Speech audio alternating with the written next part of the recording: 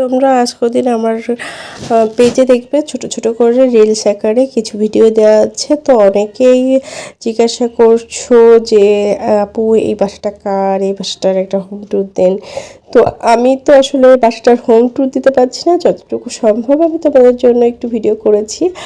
আর এটা হলো আমার খালামণির বাসা। আর এই খালামণির বাসাতে সব থেকে যেটা আমার খুব ভালো লাগে সেটা হচ্ছে প্রচুর গাছগাছালি আছে। তো যতটুকু দেখানো যায় আমি তোমাদেরকে দেখাচ্ছি। এটা দেখো, ড্রয়িং রুমটা খুব সুন্দর করে সাজানো গোছানো আছে। এখান থেকে একটা বেলকনি চলে গেছে, বেলকনি থেকে একটা সাইড ছাদ আছে। এখানে ছাদ বাগানটা ভীষণ সুন্দর।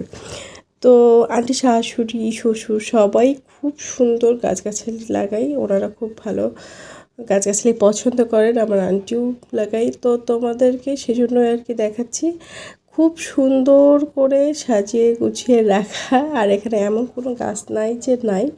আমি তো আসলে সব গাছের নাম জানি না, আমি তোমাদেরকে সবগুলো বলতে পারবো না কোনটা কোন গাছ।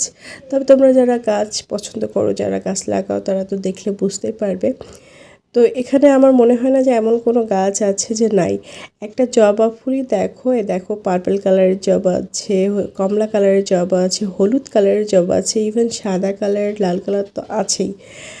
আমার তো মনে হয় না যে এখানে এমন কোনো গাছ নাই। নাইট কুইন থেকে শুরু করে সব ধরনের ফুলের গাছ তো আছেই। তো যাই হোক, এখানে তো অনেক ধরনের গাছ আছে, যতটুকু দেখানোর আমি তোমাদেরকে দেখিয়ে দিলাম। তো এভাবে কিন্তু ছাদ বাগান যারা করতে পছন্দ করো দেখতে পারো। আর এই ছাদটাতে দেখো খুব সুন্দর করে রেলিং করে দেওয়া আছে, মাটিটা আসলে ওইভাবেই প্রসেস করে দেয়া, তো ওভাবে রাখা রয়েছে। তো তোমরা দেখেছো তো কি সুন্দর করে রাখা। তো এভাবে তোমরা চাইলে যারা গাছগাছালি লাগাতে চাও তো তারা কিন্তু এভাবে লাগাতে পারো। আর এদিকে তোমাদেরকে আরেকটা জিনিস দেখায়, দেখো এই যে দেখছো, এটা ঠিক এভাবে রেলিং করে দিয়ে মাটিটা কিন্তু ঠিক ওই রেলিংয়ের ভিতরে দিয়েই মানে গাছগাছালি লাগানোর জন্য তৈরি করা হয়েছে। আর এভাবে সুন্দরভাবে সাজিয়ে গুছিয়ে গাছগুলো রাখা আছে। আর এখানে দেখো খুব সুন্দর লেমন গ্রাস গাছ হয়েছে, তারপরে ক্যাপসিকাম আছে।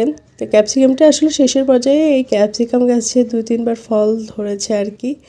তো এই তো আমি তোমাদেরকে দেখিয়ে দিলাম যতটুকু দেখানোর আছে। আর আমি আসলে সব কিছুর নাম বারবারই বলছি, সব গাছের নাম বলতে পারবো না। তো দেখো এখানে না অনেক সুন্দর অর্কিড আছে, তারপরে আরও অনেক গাছ আছে। দেখো এটা বলেছিলাম না যে লাল জবা আছে, লাল জবা, এটা হলো লাল জবা, এটা হলো